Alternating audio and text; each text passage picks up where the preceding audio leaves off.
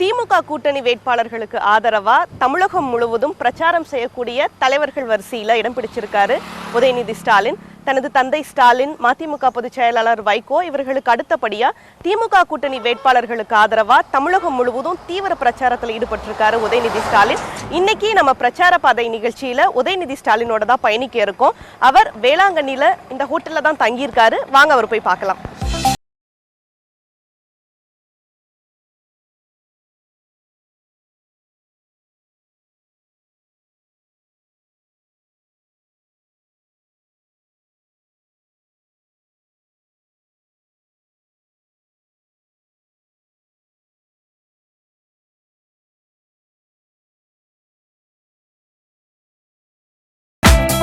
ஹோட்டல்ல இருந்து கிளம்பி இப்போ உதயநிதி ஸ்டாலின் பிரச்சாரத்துக்கு போயிட்டு இருக்காரு. இன்னைக்கோட பிரச்சாரம் அப்படிங்கிறது உதயநிதி ஸ்டாலினுக்கு ரொம்ப முக்கியமானது. ஏன்னா திமுகவுடைய பெரும் தலைவரா இருந்த கருணாநிதியோடைய பிறந்த இடத்திலிருந்து அவர் இன்னைக்கோட பிரச்சாரத்தை துவங்க இருக்காரு. இப்போ அவர் பிரச்சார வாகனத்துல போயிட்டு இருக்காரு. நம்ம கூட இருக்காரு, பேசலாம். வணக்கம் சார். இப்போ ஃபர்ஸ்ட் டைம் ஃபுல் ஃப்ளெஜ்டான ஒரு எலெக்ஷன் டூர் நீங்க இருக்கீங்க. எப்படி இருக்கு இந்த டிராவல்? மக்களுடைய ரெஸ்பான்ஸ் எப்படி இருக்கு? ரொம்ப பெருமையா இருக்கு. இதுக்கு முன்னாடி நான் தலைவர் அவர்களுக்கு, கலைஞர் அவர்களுக்கு துறைமுகம் பகுதியில் போய் கலைஞரோட பேரை வந்திருக்கேன், தாத்தாக்கு வாக்கு கேட்டு வந்திருக்கேன்னு போய் வாக்கு கேட்டிருக்கேன். வீடு வீடாக பிரச்சாரம் செஞ்சுருக்கேன். அதே மாதிரி என்னுடைய தந்தையார், நம்முடைய தலைவர் அவர்களுக்கு 1000 விளக்கு பகுதியில் நிறைய வாட்டி ஒரு 20 வருஷத்துக்கு முன்னாடிலேருந்து டோர் டு டோர் கேம்பெயின் வீடு வீடாக போய் வாக்கு சேகரிச்சிருக்கேன். ஆனால் இந்த வாட்டி முதல்ல என்னுடைய ஒரு தமிழ்நாடு முழுக்க ஒரு பிரச்சாரம் தலைவரோடையும் சென்றிருக்கேன். நம்முடைய இப்போ தந்தையாரோடையும் தமிழ்நாடு முழுக்க பிரச்சாரம் வேனில் போயிருக்கேன், கூட போயிருக்கேன். தலைவரோட பேச்சை கேட்கறதுக்கு, அப்பாவுடைய பேச்சை கேட்கறதுக்கு, அந்த மாதிரி போயிருக்கேன். ஆனால் முதல் இப்படி போகிறது வந்து எனக்கு ஒரு நல்ல அனுபவமாக இருந்தது. ஆனால் இதுக்கு முன்னாடி அந்த கிராம சபை கூட்டங்கள் போய் மக்களை சந்தித்ததுனால அது ஒரு பெரிய உதவியாக இருக்கு. மக்கள் எப்படி நம்மளை வரவேற்கிறாங்க, மக்களுடைய பிரச்சனைகள் என்ன எதிர்பார்க்குறாங்க நம்மக்கிட்ட அப்படிங்கிற விஷயங்கள் இந்த கிராம சபை கூட்டத்தில் ஊராட்சி சபை கூட்டங்கள் திமுக சார்பில் நடத்தும் போது கிட்டத்தட்ட ஒரு 8 கிராமத்துக்கு நான் போயிருந்தேன். அப்போவே நான் மக்களை சந்திக்கிறதுக்கான வாய்ப்பு கிடச்சிது. அதோட தொடர்ச்சியாக இந்த பிரச்சாரம் அமைச்சு. ஓகே, இப்போ கலைஞர் கருணாநிதி இல்லாத முதல் தேர்தல் இப்போ. ஸோ அப்பா வந்து ரொம்ப ஃபுல்லாக ட்ராவல் பண்ணி பிரச்சாரம் பண்ணிட்டு இருக்காரு. அவருக்கு சப்போர்ட் பண்ண ஒரு தோல் கொடுக்க தான் இந்த பிரச்சாரத்தில் இறங்கியிருக்கீங்களா? இல்லை, அவருக்கு தோல் கொடுக்க திமுக நிறைய மூத்த தலைவர்கள் இருக்காங்க, நட்சத்திர பேச்சாளர்கள் எல்லாருமே இருக்காங்க. நான் என்னெல்லாம் முடிஞ்ச பங்கு நான் செய்கிறேன், அவ்வளோதான். தலைவர் இப்போவும் வந்து எனக்கு 2 நாள் முன்னாடியே அவர் பிரச்சாரத்தை ஆரம்பித்து தமிழ்நாடு முழுக்க பிரச்சாரம் பண்ணிக்கிறேன். நான் வந்து இப்போ தான் ஒரு 32வது நாடாளுமன்ற தொகுதியை நான் இப்போ தான் தொட்டிருக்கேன். அதனால் அவருடைய பிரச்சாரமும் என்னோடய பிரச்சாரம் நீங்கள் வந்து ஒப்பீடு செய்ய முடியாது. நான் வந்து எனக்கு தெரிஞ்ச விஷயங்களை என்னால் முடிஞ்ச அளவுக்கு நான் தலைவருடைய சாதனைகளை, இந்த மோடி ஆட்சியினுடைய நடந்த விஷயங்களை, தப்பான விஷயங்களை, இதற்காக இந்த மோடியை வந்து நம்ம பிரதமர் பதவியிலேருந்து நம்ம வீட்டுக்கு அனுப்பணும், எதற்காக நம்ம வந்து திராவிட முன்னேற்ற கழகத்துக்கு வாக்களிக்கணும் அப்படின்னு எனக்கு தெரிஞ்ச விஷயங்களை நான் சொல்லியிருக்கேன்.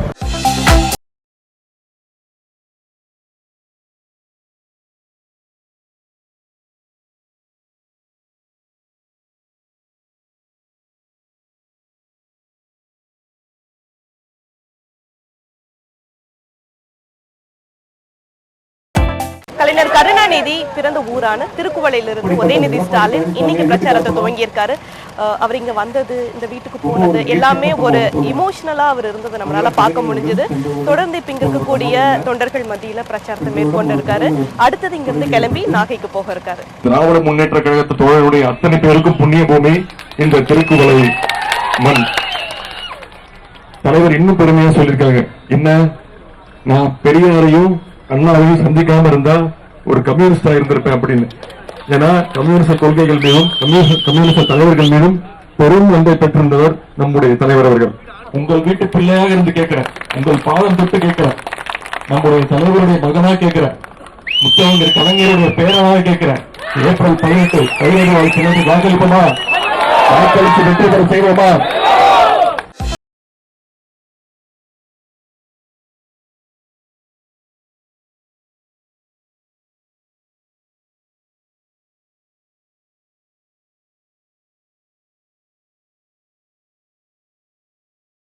சார், இன்னைக்கு திருக்குவளை போனீங்க, தலைவர் கலைஞர் பிறந்த வீட்டுக்கு போனீங்க. உங்களுடைய உணர்வு எப்படி இருந்தது? உங்களுக்கு அது ரொம்ப ஒரு எமோஷனலான தருணம் அது. அதை பற்றி சொல்லுங்கள். முதல்ல தலைவருடைய வீட்டுக்கு வந்து திருக்குவளைய வீட்டுக்கு வந்து தலைவருடைய சிலையில் மலர் தூவி மரியாதை பண்ணிட்டு தலைவரோட வீட்டு வாசல்ல இருந்தே என்னுடைய இந்த பிரச்சார பயணம் இன்னைக்கு துவங்கினது வந்து எனக்கு மிகப்பெரிய ஒரு பெருமையான கருத்துறேன்.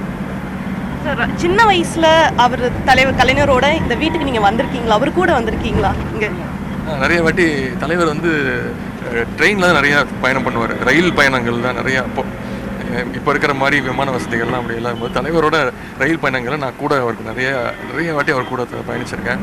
அவருக்கு இந்த சூட் ரூம் சொல்லுவாங்க, சலூன் சொல்லுவாங்க, தலைவருக்காகவே அதை ரெடி பண்ணி வச்சுருப்பாங்க. அது வந்து ஒரு சின்ன டேபிள் இருக்கும், ஒரு டாய்லெட் இருக்கும், ஒரு சின்ன அறை மாதிரி இருக்கும். அந்த இடத்துல தலைவர் வந்து விடிய ரயில் பயணங்களை உட்காந்து புத்தகம் படிப்பார், எழுதுவார். அதெல்லாம் பக்கத்தில் இருந்து பார்த்து நான் ரசிச்சிருக்கேன். அப்போ ரொம்ப சின்ன வயசு. பாட்டியோட ரொம்ப தயாளமாக இருக்காங்க, பாட்டி இருக்காங்கள, அவங்களோட நான் நிறைய பயணங்கள் செஞ்சுருக்கேன். கண்டிப்பாக நீங்கள் உங்கள் அப்பா கூட அரசியல் பேசுவீங்க. உங்களுடைய தாத்தா கலைஞரோட நீங்கள் அரசியல் பேசியிருக்கீங்களா? தலைவரோட நான் அரசியல்லாம் பேசுனதே கிடையாது. நான் வந்து என்கிட்ட நிறைய சினிமா விஷயங்கள் பேசுவார். நான் பார்த்தாலே கேட்பார். கல்லூரி படிக்கிற காலத்துலையும் சரி, ஏன்னா அந்த வயசுக்கு என்னென்ன அந்த வயசுல யார் அந்த விஷயத்தில் அப்டேட்டாக இருப்பாங்கன்னு அவருக்கு தெரியும். என்கிட்ட சினிமா விஷயங்கள் நிறைய கேட்பார். ஏன்னா எந்த படம் ஓடுது, யார் இப்போ பெரிய ஹீரோ, யார் இப்போ பெரிய காமெடியன், நீங்கள் கடைசியாக எந்த படம் பார்த்தேன், நம்ம படம் எப்படி போகுது. அப்புறம் தலைவரும் வந்து ரொம்ப ஆக்டிவாக கடைசி வரைக்கும் வந்து இந்த ஒலியின் ஓசை, மண்ணின் மைந்தன், நிறைய படங்கள், கண்ணம்மா, இது மாதிரி நிறைய படங்கள், அந்த படத்தை பற்றிலாம் என்கிட்ட கேட்பார். என்ன பார்த்தியா, எப்படி இருக்குது, என்ன வசூல் என்ன இருக்குது அப்படின்னு நிறைய சினிமா விஷயங்கள் நிறைய என்கிட்ட பேசுவார். கிரிக்கெட் ரொம்ப பெரியவர் அவர். அதுவும் வந்து கடைசியாக வந்து ஐபிஎல் வரைக்கும் சரி, உலகக்கோப்பை கிரிக்கெட், எந்த கிரிக்கெட் மேட்சாக இருந்தாலும் இந்தியா விளையாடும் போது உட்காந்து பார்ப்பாரு. என்கிட்ட கேட்பாரு, என்னடா நேற்று மேட்ச் பார்த்தியா, இப்படி என்னடா இப்படி அவுட் ஆகிட்டான், இவன் அந்த மாதிரி கிரிக்கெட் விஷயத்தில் ரொம்ப பிரியம். நான் தலைவர் வந்து கோபாலபுரத்தில் தான் பிறந்து நான் வளர்ந்ததெல்லாம். வெளியில் அந்த வாசலில் அவர் உள்ளே வரும்போது நாங்கள் வெளியில் வந்து விளையாண்டுட்டு இருப்போம், நானும் என்னுடைய நண்பர்கள்லாம். இந்த சில சமயம் வந்து பாலகுர்ரான்னு சொல்லிட்டு 2 பால் போட்டு போவார். பேட்டை குர்ரா அப்படின்னு சொல்லிட்டு 2 பால் மட்டும் ஆடிட்டு போவார். ஸோ அதனால் கிரிக்கெட் ரொம்ப பிடிக்கும் அவர். இப்போ முரசொலியோடைய நிர்வாக இயக்குனராக நீங்கள் இருக்கீங்க. இதை பார்த்துக்கணும் அப்படின்னு சொன்னப்போ உங்களுடைய மனநிலை என்னவா இருந்தது? நான் முரசொலி நிர்வாக இயக்குனராக வந்து கிட்டத்தட்ட 10 வருஷமாக இருக்கேன். என்னன்னா தலைவர் அவர்கள் அமர்ந்த அந்த நாற்காலி, அதே மாதிரி மாமா முரசொலி மாறன் மாமா அவங்க உட்காந்துருந்த நாற்காலி, அது அந்த பொறுப்பு. தலைவருமே சொல்லுவாங்க, இது பதவி கிடையாதுடா, பொறுப்பு அப்படின்னு அந்த அப்பாட்ட சொல்லுவாங்க. ஏன்னா நம்ம வந்து பொறுப்பாக ஒரு விஷயத்தை நம்பி ஒப்படைக்கிறாங்கன்னா அதை நான் வந்து என்னால் முடிந்த அளவுக்கு நான் செஞ்சுருக்கேன். தலைவர் அப்பா அவர்களும் அமர்ந்த அந்த பொறுப்பு, இந்த முரசொலி நிர்வாக இயக்குனர்னு அந்த பொறுப்பு வந்து எனக்கு 10 வருஷம் முன்னாடியே தலைவர் இருக்கும் போதே வந்து எனக்கு வந்து கூப்பிட்டு கொடுத்தாரு. முதல்ல பழைய மிஷின் மாற்றிட்டு புது மிஷின் ஃபாரின்லேருந்து இறக்குமதி பண்ணி அது வந்து ஒரு 7 வருஷம் இருக்கும். நான் வந்து பொறுப்பை ஏற்றதுக்கப்புறம் தான் மிஷின்லாம் மாற்றணும், அப்டேட் ஆகி பண்ணோம். அப்போ தலைவரை கூப்பிட்டு வந்து தலைவரோட கையால் தான் ஃபஸ்ட்டு அந்த மிஷினை வந்து நான் ஆன் பண்ண வச்சேன். அதெல்லாம் நான் மறக்க முடியாத விஷயம். இப்போது அவர் தாத்தா காலத்தை முரசொலிக்கும் இப்போ இருக்கக்கூடிய முரசொலிக்கு இருக்கக்கூடிய வித்தியாசம் என்ன, ஒற்றுமை என்ன? எல்லாரும் இழந்திருக்கிறது வந்து தலைவருடைய உடன்பிறப்பு கடிதம். அதை வந்து யாராலுமே வந்து ஈடு செய்ய முடியாதது. ஒவ்வொரு நாளும் அவரது உடன்பிறப்புக்கு எழுதுகிற கடிதத்தை படித்து தான் நம்மளுடைய கொள்கைகள், நம்மளோட நாட்டு பிரச்சனைகள் தெரிஞ்சுக்கிறோம். அது வந்து இப்போ தலைவர் அவர்கள் வந்து உங்களில் ஒருவன் அப்படின்னு எழுதிக்கிட்டு இருக்காங்க. மற்றபடி இந்த நேரத்துக்கு தகுந்த மாதிரி, இந்த ஜென்ரேஷனுக்கு தகுந்த மாதிரி என்னென்ன மாற்றங்கள் செய்யணுமோ அது செஞ்சுக்கிட்டு வரோம். பிரசுரங்களும் வந்து கிட்டத்தட்ட 40,000 பிரசுரங்கள் ஒரு நாளைக்கு அச்சிடப்படுது.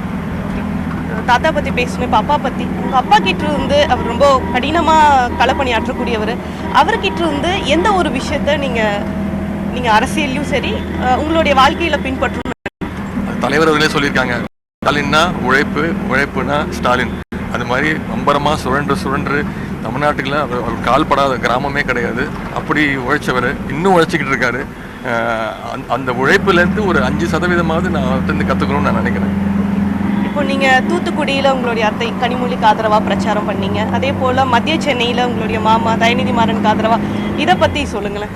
திரு தயாநிதி மாறன் மாமா அண்ணா அவர்களுக்காக வந்து நான் சென்ற முறையே வந்து அப்போ நான் சினிமாவில் கிடையாது, தலைவருக்கு எப்படி நான் வந்து துறைமுகத்தில் வாக்கு சேகரிச்சிருக்கேனோ அதே மாதிரி அப்பா அவர்களுக்கு வந்து 1000 விளக்கில் வாக்கு சேகரிச்சு, அதே மாதிரி மத்திய சென்னை தொகுதியில் திரு தயாநிதி மாறன் அவர்களுக்கு நான் முன்னாடியே வாக்கு சேகரிச்சிருக்கேன்.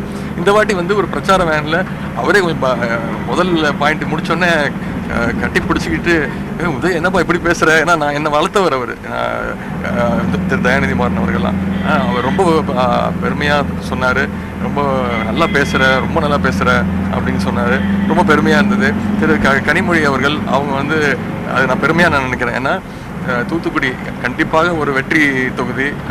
உங்களுக்கே தெரியும் தூத்துக்குடியில் நடந்த இஷ்யூஸ் எல்லாம், இந்த ஸ்டெர்லைட் போராட்டம் அப்படின்னு அந்த பகுதி மக்கள் வந்து ரொம்ப கோபத்தில் இருக்காங்க இந்த பாஜக மீதும் அதிமுக மீதும். அதனால் ஒரு வெற்றி தொகுதி, அதுவும் நம்முடைய கனிமொழி அவர்களுக்காக நான் வாக்கு செய்கிறது ரொம்ப பெருமையாக இருக்கிறேன். நாகப்பட்டினத்தில் தன்னோட பிரச்சாரத்தை முடிச்சுக்கிட்டு இப்போ திருவாரூரில் கமலாபுரம்ன்ற இடத்துல பிரச்சாரத்தை மேற்கொள்கிறாரு. மதியம் 1 மணி அளவில் கடுமையான வெயிலில் அவருடைய பிரச்சாரத்தை தொடர்ந்து அவர் மேற்கொண்டுட்டு இருக்காரு. குறிப்பாக அவருடைய பிரச்சாரங்கள்ல அவர் மத்திய மாநில அரசுகளுக்கு எதிரான குற்றச்சாட்டுகளை முன்வைக்கிறாரு. மேலும் அந்தந்த தொகுதியில் இருக்கக்கூடிய பிரதான பிரச்சனைகளையும் அவர்களோட தேவைகளையும் முன்னிறுத்தி அவர் தன்னுடைய பிரச்சாரத்தை ஒரு முக்கிய கருவா வச்சு அவர் தன்னுடைய பிரச்சாரத்தை மேற்கொண்டுட்டு இருக்காரு. தலைவரை பார்த்து சொல்றாரு, கலைஞருடைய மகன் அப்படிங்கிறத தவிர ஸ்டாலினுக்கு எந்த அருகதையும் கிடையாது. நான் சொல்லட்டுமா, எங்களுடைய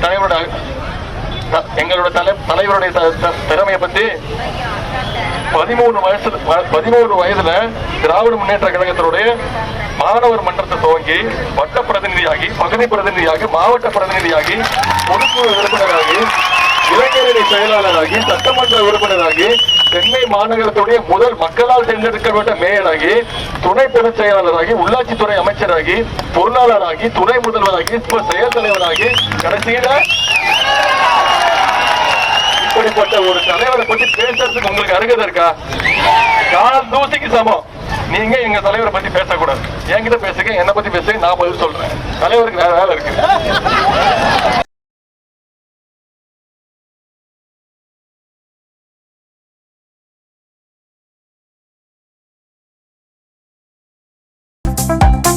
திருவாரூரில் பிரச்சாரத்தை முடிச்சுக்கிட்டு அடுத்தது அவர் தஞ்சாவூர் போகிறாரு. இடையில மதிய உணவுக்காக மன்னார்குடியில் இருக்கக்கூடிய டிஆர் பாலு இல்லத்திற்கு வந்திருக்காரு. இங்கே அதாவது வழக்கமாக கலைஞர் கருணாநிதியாக இருக்கட்டும், ஸ்டாலினாக இருக்கட்டும், வெளி மாவட்டங்களுக்கு வந்தால் அந்த கட்சியோடைய அந்த முக்கிய நிர்வாகிகளோட வீட்டுக்கு செல்வது வழக்கம். அதே பாணியில் இவரும் மன்னார்குடியில் இருக்கக்கூடிய டிஆர் பாலு இல்லத்துக்கு வந்திருக்காரு. இங்கே இவர் சிறிது ஓய்வுக்கு பிறகு மீண்டும் தன்னுடைய பிரச்சாரத்தை தொடங்க போகிறாரு. காலையில் நம்ம பேசிட்டு இருந்தோம், பாதியில் விட்டோம். அதாவது உங்களோட தேர்தல் பிரச்சாரங்கள்ல இப்போ நீங்க தமிழச்சி தங்க பாட்டியன் கிட்ட அவங்க அழகான வேட்பாளர்னு சொல்லதா இருக்கட்டும், இல்ல ஒரு வயசான பாட்டி வந்து ஒரு ஏடிஎம் இரட்டை இலை சின்னம் போட்டு அதெல்லாம் ட்ரெண்ட் ஆகுது. இதெல்லாம் திட்டமிட்டு பண்றதா இல்ல வந்து இயல்பா நடக்கிறது? திட்டமிட்டு பண்றதெல்லாம் கிடையாது. அக்கா தமிழச்சி தங்க பாண்டியன் வந்து நீங்க திருப்பி சொல்றேன், நீங்க அதை நான் பேசுனதை முழுசா எடுத்து பாருங்க. அழகான வேட்பாளரை பாராளுமன்றத்துக்கு அனுப்ப தவறிடாதீங்க. அழகுன்னு சொன்னது அவங்களுடைய மெய் அழகு நான் சொல்லலை, அவங்களுடைய புற அழகு நான் சொல்லலை. அவங்களுடைய அழகு தமிழ், அவங்க தலைவர் கலைஞர் மீதும் நம்முடைய தலைவர் மீதும் கழகத்தின் மீதும் அவங்க கொண்டுள்ள அந்த அன்பு, பாசம், மக்களுக்கு சேவை செய்யணும் அப்படிங்கிற அந்த அந்த ஒரு உறுதி பிடிப்பு, கொள்கை பிடிப்பு, இதைத்தான் நான் அழகுன்னு சொன்னேன் தவிர இதை சில விஷயங்கள் வந்து வேணும்னே வந்து நான் ஏதோ தப்பாக பேசுகிறேன் அப்படின்னு சொல்லி பேசுகிறாங்க. அது எனக்கு பேசணும்னு இப்போ தோணுச்சு, அதை நான் சில இடையாக நான் பேசினேன், அவ்வளோதான். அப்புறம் பிரச்சாரம் போகும்போது நிறைய அதிமுக அவங்க சைட்லேருந்து பிரச்சாரம் பண்ணுறாங்க. நிறைய சைக்கிள் ஊர்வலம் பேரணின்னு எனக்கு கிராஸ் பண்ணி போகும்போது வண்டியை நிப்பாட்டி அவங்க வந்து சொல்லிட்டு போகிறாங்க, நாங்கள் ஏதோ சும்மா போகிறோம், நீங்கள் தான் வெற்றி, உங்களோட வெற்றி நிச்சயிக்கப்பட்டு உண்டு, வாழ்த்துக்கள் அப்படின்னு சொல்லி அது ஒரு மரியாதை நிமித்தமாக வந்து பேசிட்டு போகிறாங்க. நிறைய இந்த ஊர் சைடு கிராமங்களில் போகும்போது இந்த நிறையா வயசான பாட்டிகள்லாம் வந்து என்னை பார்க்கணும் அப்படின்னு வராங்க. அவங்களுக்குலாம் கண்டிப்பாக ஒரு நடிகன் அப்படிலாம் அவங்களுக்கு தெரியும். என்னோடய படங்கள்லாம் அவங்க கண்டிப்பாக பார்த்துருக்க மாட்டாங்க. அவங்க வந்து கலைஞரோட பேரை வந்திருக்காருன்னு சொல்கிறாங்க, ஸ்டாலினுடைய மகன் வந்திருக்கான்னு சொன்னாங்க. யார் அப்படி தான் வந்து என்னை வந்து பார்த்து என்னை வந்து என் மேலே அன்பு காட்டுறாங்க. அது வந்து ஒரு வயசானவங்க வந்து ரெட்டையில் சின்னம் போட்ட சேலை போட்டிருந்தாங்க. எனக்கு என்ன பாட்டி நீங்கள் வந்து எனக்கு இப்படி கொஞ்சம் யாராவது பார்த்தாங்கன்னா உங்களுக்கு திடமாட்டாங்கன்னா நீங்கள் வந்து ரெட்டை இந்த மாதிரி இந்த அதிமுகவோட சேலையை கேட்டிங்க, அதெல்லாம் அந்தம்மா இறந்து போனதுலேருந்து முடிஞ்சு போச்சுப்பா அப்படின்னு அவங்க சொன்னாங்க. இதுதான் உண்மையாக நடந்ததை விட எதுவுமே திட்டமிட்டுலாம் பண்ண முடியாது. ஓகே, இப்போ சம்மர் டைம் ரொம்ப கடுமையாக வெயில் இருக்குது, நீங்கள் ஒரு ஹீரோஸாக லீட் ரோல் பண்ணக்கூடியவர், ஸோ எப்படி இதை மெயின்டைன் பண்ணுறீங்க? எப்படி நீங்கள் உங்களோட டயட்டை ஃபாலோ பண்ணுறீங்க? அப்படிலாம் ஒன்றும் ஃபாலோலாம் இல்லைங்க. காலையில் எழுந்திரிச்சு பேப்பர் படிச்சுட்டு காஃபி சாப்பிட்டு குளிச்சுட்டு கிளம்புறது தான். காரில் போகும்போது எந்த தொகுதிக்கு போகிறோம், அந்த வேட்பாளர் வந்து என்ன சாதனை பண்ணியிருக்காங்க, நம்ம தேர்தல் அறிக்கையில் அங்கே என்ன சொல்லியிருக்கோம், அப்புறம் நீங்கள் காலையில் செய்திகளில் படிக்கும்போது உங்களுக்கு யார் யார் எந்த தலைவர் என்ன பேசியிருக்காங்கன்னு, அப்போ அதுக்கு என்ன பதில் சொல்லலாம் அப்படின்னு நாங்கள் டிஸ்கஸ் பண்ணிக்கிறது. அந்த தொகுதியில் நம்ம செஞ்ச சாதனை முக்கியமாக எடுத்துக்கிறது. தேர்தல் அறிக்கை, ஏன்னா நம்ம என்னுடைய எல்லா பேச்சையும் தேர்தல் அறிக்கையை முக்கியமாக குறிப்பிட்டு சொல்கிறேன். இந்த தேர்தலுடைய கதாநாயகன் சொல்லும்போது அந்த தேர்தல் அறிக்கையில் மக்களுக்கு என்னென்ன தேவைப்படுது அப்படிங்கிற விஷயத்தை பேசுகிறேன். மத்தியானம் போகிற வழியில் எங்கேயாவது சாப்பிட்டுட்டு ஒரு அரை மணி நேரம் ரெஸ்ட் எடுத்துகிட்டு திருப்பி 4:30 மணி 5 மணிக்கு கிளம்புனா 10 மணி வரைக்கும் தேர்தல் பரப்புரை தான். ஒரு இடத்துல மாறுது, வேட்பாளர் மாறுறாங்க, சின்னம் மாறுது, அதனால் எழுதி வச்சுக்கிறேன். ஏன்னா அது வந்து தப்பாக ஏதாவது பேசிட்டா அது ஏதாவது ஒரு கிண்டல் பண்ணுவாங்கிறதுனால ஒரு நாளைக்கு 2 வேட்பாளருக்கு 3 வேட்பாளருக்கெலாம் கேட்க வேண்டியதாக இருக்குது.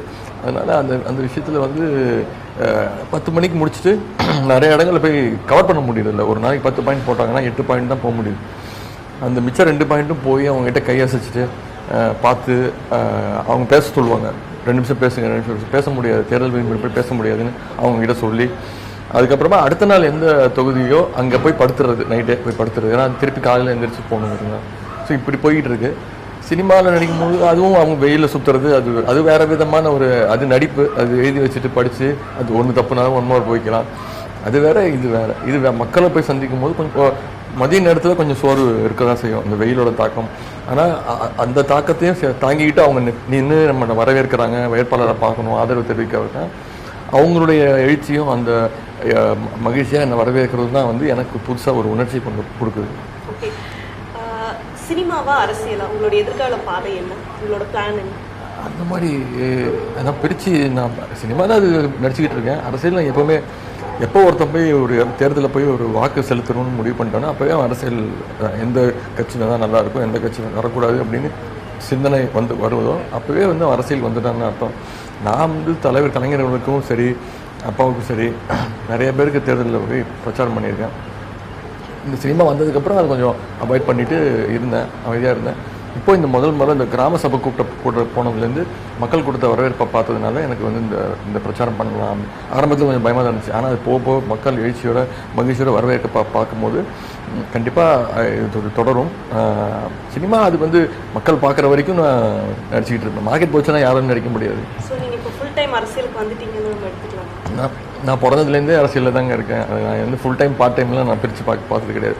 நீங்கள் சொல்கிறீங்க, நான் சினிமா இருக்கும்போது என்னோட படங்கள் மட்டும்தான் 4 வருஷமாக கேளிக்கை வரி ரத்து செய்யப்பட்டது. தமிழ் பேர் வச்சா இல்லை தமிழ் பேர் கிடையாதுன்னு என்னோட படங்கள் எல்லாமே வந்து என்டர்டெயின்மெண்ட் ஆச்சு, எல்லாருக்குமே கொடுத்தாங்க. எனக்கு மட்டும்தான், நான் மட்டும்தான் தனியாக பழிவாங்கப்பட்டேன். அதனால் என்னையும் நீங்கள் அரசியலும் நீங்கள் பிரித்து பார்க்க முடியாது. திமுக தொண்டர்கள் நிறைய பேர் கேட்குறது என்னன்னா, முதல் வந்து கலர் ஷர்ட்டில் பண்ணிட்டு இருந்தாரு பிரச்சாரம், இப்போ ஒயிட் ஷர்ட் போட ஆரம்பிச்சிட்டாரு. எப்போ கரவேட்டி கட்டுவார்? கரவேட்டி வந்து நான் முன்னாடி சின்ன வயசுல கட்டியிருக்கேன். அது திமுகவோட கரவேட்டி கட்டுறதுனாலே ஒரு தனி பெருமை தான், தனி ஒரு கெத்து தான். கலர் சட்டை போட்டுட்டு இருந்தேன். நம்மளுடைய நண்பர்கள் கூட என் கூட பயணம் பண்ணுறவங்களாம் ஒரு வாட்டி 2 வாட்டி வெள்ளை சட்டை போட்டிருந்தேன். வெள்ளை சட்டை போட்டால் அது தனியாக உங்களுக்கு அழகாக இருக்குது, நல்லா பார்க்குறதுக்கு ஒரு எழுச்சியாக இருக்குது அப்படின்னு சொன்னாங்க. அதனால அது வெள்ளை சட்டை போட்டிருக்கேன். வேஷ்டி கட்டுனா என்ன பிரச்சனைன்னா, இந்த திடீர்னு மக்களை பார்த்தோன்னே இறங்கி அந்த கும்பல்குள்ளே போகிறது, அவங்களோட போய் இன்ட்ராக்ட் பண்ணுறது, அப்போ வந்து இந்த பேண்ட் கொஞ்சம் வசதியாக இருக்குது. விரைவில் வேஷ்டி வந்துடும். ஓகே, நீங்கள் வந்து இந்த தேர்தலையே போட்டிடுவீங்கன்னு பரவலாக பேசப்பட்டுச்சு, ஆனால் அது இல்லை. உண்மையாலுமே அதுக்கான டிஸ்கஷன்ஸ் போச்சா, இல்லை உங்களுக்கான அது ஐடியா? 20 வருஷமாக சொல்லிட்டு இருக்காங்க நான் 1000 விளக்கில் நிற்க போகிறேன்னு சொல்லி. தலைவர் அவர்களுக்கு வந்து எனக்காக எல்லா வாட்டியும் வந்து விருப்பம் மனு தாக்கல் செய்வாங்க அறிவாலயத்தில். 20 வருஷமாக நடந்துகிட்டு இருக்கு. அப்போ யாருக்குமே தெரியாது, ஏன்னா இந்த அளவுக்கு சமூக ஊடகங்களும் நியூஸ் சேனலும் அப்போ கிடையாது. நான் வந்து என்ன சொல்லுவாங்க, அப்படியா சரி கட்டுங்க, ஏன்னா யார் வேணால் கட்டலாம். அதே மாதிரி அப்பா வந்து 1000 விளக்குலேருந்து குளத்தூருக்கு தொகுதி மாறினாங்க. அப்போது என்ன சொன்னாங்க, பையனுக்காக தொகுதியை வந்து விட்டு கொடுக்க போகிறாரு, உதயநிதி தான் வந்து 1000 விளக்கோட வேட்பாளர். அப்படி எதுவுமே கிடையாது. அதெல்லாம் வந்து திமுகவில் அதுக்கான உழைப்பும் அதுக்கான தகுதியும் வந்தால் அது தானாக நடக்கும். இவரோட தலைவரோட தலைவரோட பேரன், இவரோட பையன் அப்படிங்கிறதுனால எந்த சலுகையும் தரப்படாது. லாங் டூரில் இருக்கீங்க, உங்களுடைய குழந்தைகள் மனைவி இவங்களெல்லாம் மிஸ் பண்ணுறீங்களா? கண்டிப்பாக மிஸ் பண்ணுவோம். வீடு எப்பவுமே மிஸ் பண்ணுறது தான். இந்த அலைச்சலில் அது தெரியாது. ஆனால் டெய்லி காலையில் ஒரு வாட்டி அவங்க ஸ்கூலுக்கு போகிறதுக்கு முன்னாடி ஃபோன் பண்ணிவிடுவாங்க. நானும் காலையில் சீக்கிரம் எழுந்திரிச்சு கிளம்பிடுவேன், அவங்களும் சீக்கிரம் எழுந்திரிச்சிடுவாங்க. 6:45 7 மணிக்கெலாம் கிளம்பிடுவாங்க. காலையில் ஒரு வாட்டி பேச ட்ரை பண்ணுவேன். அப்படி இல்லைன்னா ஸ்கூல்லேருந்து அவங்க வந்துடுவாங்க, 2:45 3 மணிக்கு வந்துடுவாங்க. அப்போ பேச ட்ரை பண்ணுவேன். சாயங்காலம் இப்போ தான் அந்த நைட் படுக்கிறதுக்கு முன்னாடி இப்போ வீடியோ கால் அதெல்லாம் இந்த வசதிலாம் இருக்கிறதுனால அப்படியே பொண்ணு தான் வந்து ரொம்ப மிஸ் பண்ணுறாங்க. ஷூட்டிங்க்கு போனாலே திட்டுவாங்க, வெளியூருக்கு போனால் ஏன் போகாத, ஷூட்டிங் சென்னையிலே பண்ணு அப்படின்னு பிடிவாதம் பிடிப்பாங்க. எல்லாரையும் விட அவங்க தான் ரொம்ப மிஸ் பண்ணுவாங்க. இப்போ வீடியோ கால் வசதி இருக்கிறதுனால இப்போ ஒரு வாரத்துக்கு ஒரு வாட்டி சென்னைக்கு போயிட்டு மத்திய சென்னை ஒரு நாள் முடிச்சுட்டு வந்திருக்கேன். அதே மாதிரி வட சென்னை ஒரு நாள் முடிச்சு வந்திருக்கேன். அதனால் அப்பப்போ முடிஞ்ச அளவுக்கு வீட்டுக்கு போயிட்டு வந்திருக்கேன். வாரிசு அரசியல், குடும்ப அரசியல் திமுக மேலே வைக்கக்கூடிய மிகப்பெரிய குற்றச்சாட்டாக இருக்குது. ஓபிஎஸ் உடைய மகன் ரவீந்திரநாத் குமார் கூட இது ஒரு முக்கிய பிரச்சாரமாக அவருடைய பிரச்சாரங்கள் எடுக்கிறாரு. இதுக்கு உங்களுடைய பதில்? ஓபிஎஸ் உடைய மகன் திரு ரவீந்திரநாத் அவர்கள் குடும்ப அரசியலை பற்றி எப்படி பேசலாம்னு எனக்கு தெரியல. திமுகவை பொறுத்த வரைக்கும் எப்பவுமே உழைப்பு, அதுக்கான அந்த அர்ப்பணிப்பு எல்லாமே இருந்தால் தான் கழகத்தில் ஒரு பொறுப்பு. தலைவர் எப்பவுமே சொல்லுவாங்க பதவி கிடையாது பொறுப்புன்னு. அது இப்போ கூட பார்த்திங்கன்னா நம்ம வந்து மக்கள்கிட்ட தான் அமைச்சிருக்கோம். மக்கள்கிட்ட ஓட்டு வாங்கி ஜெயிச்சுட்டு வாங்க, மக்களுடைய அங்கீகாரம் பெற்றுவாங்கன்னு தான் நம்ம அமைச்சிருக்கோம். இதனால் வந்து வெறும் இவருடைய மகன், இவருடைய மகள், இவருடைய பேரன், இவருடைய பேத்தி அப்படிங்கிறதுனால எந்த விதமான அங்கீகாரமும் கிடைக்காது. அது நிலச்சி நிற்காது. அது அப்படி கிடைச்சாலும் அது வந்து ஒரு ஷார்ட் டேர்ம் இதுவாக தான் இருக்கும். அது வந்து அவங்க அரசியலில் நிலச்சி நிற்கணும் அப்படின்னா மக்கள்கிட்ட சென்று மக்களுடைய அங்கீகாரத்தை பெற்று வந்தால் கண்டிப்பாக அதை ஏற்றுப்போம். ஆனால் இது வந்து திமுக மேலே வேறு எந்த பழிச்சலும் சொல்ல முடியாதுங்கிற காரணத்தினால இந்த வாரிசு அரசியல் அப்படின்னு சொல்கிறாங்க. இப்போ தனிநபர் தாக்குதல் அப்படிங்கிறது இந்த தேர்தலில் வந்து ரொம்ப அதிகமாக இருக்கா? உதாரணத்துக்கு உங்களுடைய பிரச்சாரங்கள்லையும் சரி, இல்லை முதலமைச்சர் எடப்பாடி பழனிசாமியாக இருக்கட்டும், இல்லை அன்புமணி ராமதாஸாக இருக்கட்டும், அவங்களும் உங்களை கடுமையாக விமர்சித்து பேசுகிறாங்க. இந்த தேர்தலில் தனிநபர் தாக்குதல் அப்படிங்கிறது ரொம்ப அதிகமாக இருக்கா? நான் வந்து யாரையுமே தனிநபர் தாக்குதல் செய்யலைங்கிறது தான் என்னோட அபிப்பிராயம், என்னுடைய எண்ணம். நான் வந்து சொல்றது வந்து திரு அன்புமணி ராமதாஸ் அவர்கள், அவங்க வந்து அவருடைய தந்தையார் திரு ராமதாஸ் ஐயா அவர்கள், இவங்க வந்து திரு ஓபிஎஸ் அவர்களும் இபிஎஸ் அவர்களும் இப்படிலாம் பேசினாங்க. நான் பேசலை, அவங்க பேசுனதை நான் சொன்னேன். இப்படிலாம் பேசிட்டு ஒரு கூட்டணி வச்சுருக்காங்க அப்படிங்கிறத என்னோட வாதமே தவிர நான் வந்து தனிப்பட்டு யாரையுமே தரக்குறைவாக இது வரைக்கும் நான் பேசினதே கிடையாது. திரு எடப்பாடி பழனிசாமி அவர்கள் தேர்தல் நெருங்க கொஞ்சம் நிதானத்தை இறங்கி நிதானத்தை இழந்து கண்ணாபின்னு ஏதோ பேசிக்கிட்டு இருக்காரு. ஆனால் அது கண்டிப்பாக மக்கள் பார்த்துக்கிட்டு இருக்காங்க. கண்டிப்பாக அதுக்கு தேர்தல் வந்து ஒரு தக்க பதில் சொல்லுவாங்க. நேற்றைய தினம் கூட அவருடைய பிரச்சாரத்தில் பார்த்தோம் அப்படின்னா, கலைஞர் கருணாநிதிக்கு வந்து போதிய சிகிச்சை கொடுக்கல, வீட்டு சிறையில் வச்சுருந்தாங்கன்ற ஒரு விமர்சனத்தை வைக்கிறாரு. அதுக்கு உங்களுடைய பதில்? இதுக்கு நான் என்ன பதில் சொல்ல முடியும்? இது மக்களுக்கே தெரியும், தமிழ்நாட்டு மக்கள் எல்லாருக்குமே தெரியும். காவேரி மருத்துவமனையிலேருந்து ஒரு நாளைக்கு ஒரு வாட்டி 2 நாளைக்கு ஒரு வாட்டி மருத்துவர்கள் அறிக்கை கொடுத்துக்கிட்டே இருந்தாங்க. தலைவர் அவர்கள் எல்லா கட்சி தலைவர்களும் வந்து பார்த்துட்டு போனாங்க. அந்த புகைப்படங்கள் வெளிவந்துச்சு. இந்தியா முழுக்க இருக்கிற இவரே வந்தார், ராகுல் காந்தி அவரே வந்தார். ஏன் இவங்களே போய் ஹாஸ்பிட்டலில் வந்து பார்த்தாங்க. அப்போல்லாம் இவங்களுக்கு தெரியாத ஒரு விஷயம். இதை தான் நான் சொன்னேன், தேர்தல் நெருங்க ஒரு விதமான பிதற்றல் அது வந்து எடப்பாடி பழனிசாமி அவர்கள் ரொம்ப மோசமாக கேவலமாக பேசிக்கிட்டு இருக்காரு. மக்கள் அதுக்கான பதில் தருவாங்க. அதே நேரத்தில் அப்போலோ ஹாஸ்பிட்டலில் என்ன நடந்துச்சுங்கிறதையும் மக்கள் பார்த்துட்டு இருந்தாங்க. யாரையுமே பார்க்க விடாமல் ஒரு மர்மமான முறையில் வச்சுருந்தாங்க. தலைவர் கலைஞரை வந்து அறிக்கை விட்டாங்க, ஒரு ஃபோட்டோவாவது வெளியிடுங்களேன் அப்படின்னு. அதுக்கு வந்து எப்படி ஒரு ஃபோட்டோ வெளியிட சொல்லலாம், உங்களுக்கு கொஞ்சம் கூட அறிவு இது இல்லையா அது இல்லையான்னு ரொம்ப கேவலமாக பேசுனாங்க. அப்புறம் கடைசியாக என்ன பண்ணாங்க, அந்த அம்மா இறந்து போயிட்டாங்கன்னாங்க. யாருக்காவது தெரிஞ்சுதா? கலைஞர் வந்து இறந்ததுக்கப்புறம் கிட்டத்தட்ட 1 வருஷம் ஆக போகுது. 6 மாதம் ஆகஸ்ட்டில் தவறினார் நம்மளை விட்டு. இப்போ என்ன கிட்டத்தட்ட 1 வருஷம் ஆக போகுது. இப்போ வரைக்கும் தமிழ்நாட்டில் இருக்கிற அத்தனை மருத்துவர்களாக இருக்கட்டும், தொழில் முதலாளிகளாக இருக்கட்டும், எல்லாரும் இலக்கிய சேர்ந்தவர்களாக இருக்கட்டும், எல்லாரும் பாராட்டு விழா எடுத்து அவருக்கு அஞ்சலி செலுத்திட்டு இருக்காங்க, மருத்துவர்கள் உட்பட. ஆனால் ஜெயலலிதா அம்மாவுக்கு மருத்துவம் பார்த்தவங்க எல்லாம் விசாரணை கமிஷன் முன்னாடி ஆஜராகிட்டு இருக்காங்க. இதுதான் இவங்க 2 பேருக்குமான வித்தியாசம். இப்போ எல்லா பக்கம் சுற்றுப்பயணம் போயிட்டு இருக்கீங்க. 18 தொகுதி இடைத்தேர்தல் என்ன இது வரும்? இந்த 40 தொகுதிகளுக்கு என்ன ரிசல்ட் வரும்னு எதிர்பார்க்குறீங்க? எல்லாருக்கும் என்ன கேட்டிங்கனாலும் சரி, நீங்கள் அதிமுக யார்கிட்ட போய் கேட்டிங்கனாலும் 40 ஜெயிச்சிருவோம் அப்படின்னு தான் சொல்லுவாங்க. நம்மளோட எண்ணம் அதுதான் இருக்கும். ஆனால் மக்களுடைய மனநிலை என்ன நான் வந்து புரிஞ்சுக்கிறது, மோடி அவர்களுடைய பேரை சொன்னாலே போதும் ரொம்ப ரொம்ப மட்டமாக கத்துறாங்க, திட்டுறாங்க. இந்த மோடி எதிர்ப்பு அலை ஒன்று கண்டிப்பாக இருக்குது. இன்னொன்று, மோடி அவர்கள் சென்ற பாராளுமன்ற தேர்தலில் இந்தியா முழுக்க மோடி ஆதரவு விலை அடிக்கும் போதே வந்து தமிழ்நாட்டில் வந்து ஒரே ஒரு சீட்டு தான் அவங்க ஜெயிக்க முடியுது. இப்போ மோடி எதிர்ப்பு அலை இங்கே அடிக்குது. இதில் போய் இவங்க 2 பேரும் மாட்டிக்கிட்டாங்க. யார்? திரு எடப்பாடி பழனிசாமி அவர்களும் ஓபிஎஸ் அவர்களும். என்ன எல்லா இடத்துலையும் ரைடு நடத்தி எல்லாத்தையும் எடுத்து வச்சுக்கிட்டு பிளாக்மெயில் பண்ணி அந்த கூட்டணியே அமைச்சிருக்காங்க. இவங்களோட போனால் தான் ஒரு ஓட் பர்சன்டேஜ் வாங்க முடியும்.